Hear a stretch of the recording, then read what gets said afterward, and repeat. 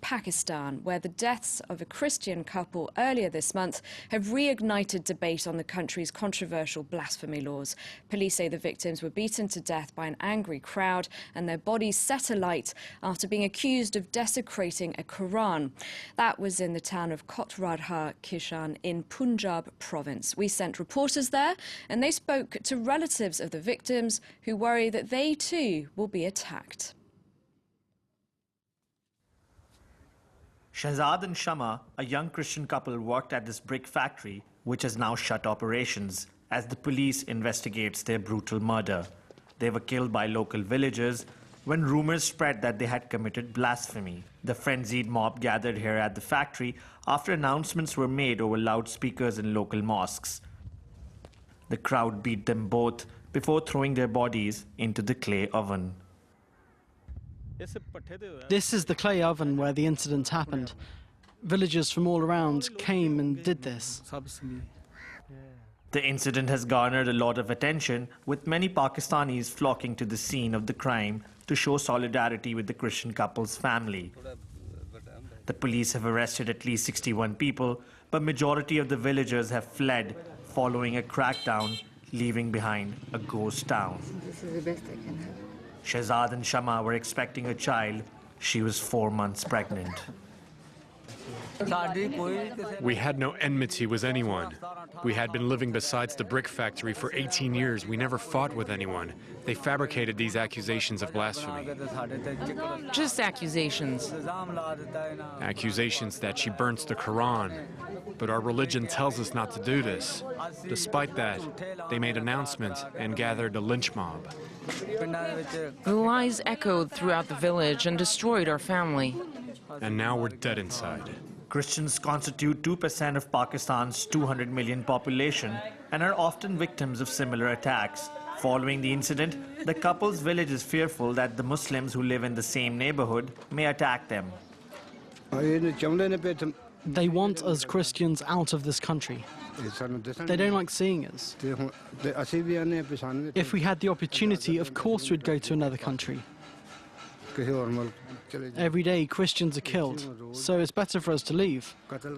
They're always trying to harm us.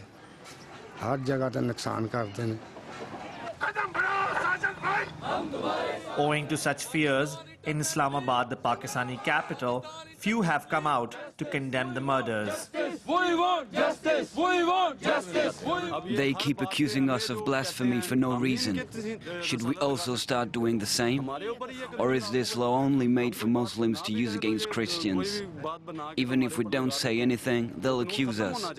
In 2010, similar calls were made when a Christian woman, Asiya, became the first female to be given a death sentence for blasphemy. The allegation surfaced after she drank from the glass of water of Muslim women working in the field with her. The then governor of Punjab was assassinated following a press conference in which he defended her.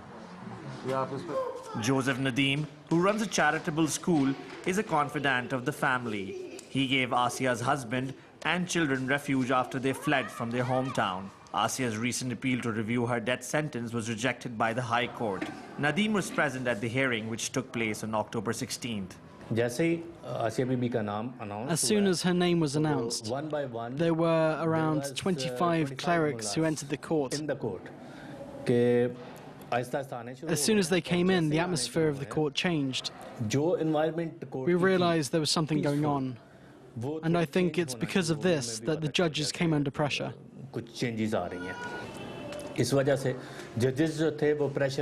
Nadeem has also been taking care of Asiya's daughters by providing them a safe environment to continue their education. For Isham, her mother still has a chance at the Supreme Court, where the family now plans to file a review appeal. We all pray that God helps my mum and she comes back home soon. Religious minorities are not the only ones to face accusations of blasphemy. Often such cases are registered against Muslims too. But unlike religious minorities, they are often spared the violence. And for more on this, I'm now joined on set by Jean-Luc Racine. He's the Vice President of Asia Centre. Hello, thank you very much for coming in. Now, It seems that every so often there's a case in Pakistan that revives the whole debate around the country's blasphemy laws, but that really nothing changes. Why is that? Is it just that it's too politically risky? Absolutely. Absolutely. It's quite clear that since the blasphemy law has been hardened under General Zia, who was in power in the late 70s and early 80s, that was the time when from 80 to, let's say, 87, the sentence for blasphemy was changed from jail to death as a strong possibility, even if, for the time being, no one has been executed. Today, it's quite clear that no key political leader, being from a party in power or from the leading opposition, is ready to amend the law.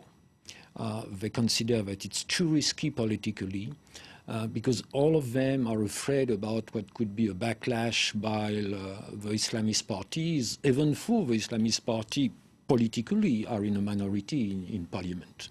So, in fact, the Christian minority, which of course deserve a specific attention from the international media, but it has to be fit in the larger context, where since 1997 there were some 1,033 cases of blasphemy in Pakistani courts. Muslims account for more than half, and a sect originated from Islam, but which is now defined by the Pakistan as being non-Islamic, come far beyond the Christian minorities. So I was going to ask you about that because, like you say, the coverage you have in the media is often of Christian cases like that of Asia Bibi.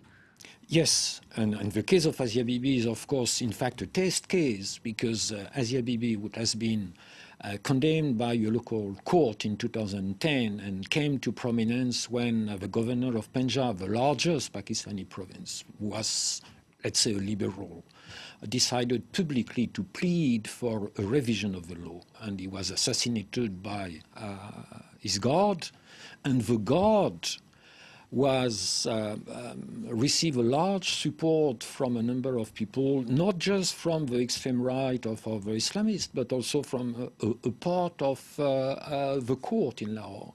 So it's a deep ingrained problem, which is partly due to the fact that Pakistan has decided, after independence, to define itself as an Islamic republic, to define itself, quote unquote, as an ideological state. And the mainstream parties, which sometimes need the votes from the right or don't want to offend it, the Islamic right, are in fact paralyzed. So after each incident, they would make statement. In the last case of a young couple which has been lynched by a village mob, which was referred to in the video, of course, you have a lot of statements. You have the police saying we have arrested 40 or 60 people. The question is a real political decision be able to be taken or not? You mentioned the police reaction. It seems that the fear that you were talking about for the politicians trickles down to the police forces, the security forces, and to the judges. And also the judges. Absolutely. Exactly, I was going to say. What the school teacher was saying, the case is open in court and suddenly you have 20, 30 clerics who come just for putting pressure on the judge. This is why generally after when someone accused of blasphemy has been condemned by the local court in the high court in the province, generally it's a bit softer. But we have seen that, for instance, the judge who conducted the trial of the killer of Governor Salman Taseed, who has been killed because of his position of the blasphemy law, the judge has to flee the country. So there is pressure on the local police, there is pressure on the court, and the political leadership is, for the time being, not ready really beyond rhetorical statement to address the issue in a context where, if we take a broader view, we are also at a time when, for years now, the Shia minority is largely in certain sections of Pakistan, in Balochistan, in Karachi, under attack from the ultra-radical Sunnis. So there is a culture of violence which has developed. Just a quick word, because in the report we saw the family of the victims saying that they hadn't done anything to provoke this attack. But there are people who use the law, take advantage of it to settle personal scores, Absolutely. aren't there? This is quite clear, and this is why people who plead for amending the law, and very few are really daring to say, let's suppress it. It's very easy to show that in most cases you have either fabricated case, and we had some recent example about that, where the local mullah, the local cleric, simply invented a case for giving himself some sort of power. And you have also the classic position when you have a local conflict, and it's so easy when you have a member of a minority to just put blame on you for desecrating the Quran or insulting the Prophet. Okay, Jean-Luc Racine, thank you very much indeed for coming in for today's Focus segment. And thank you for watching. Do stay tuned. We're just going to go to a quick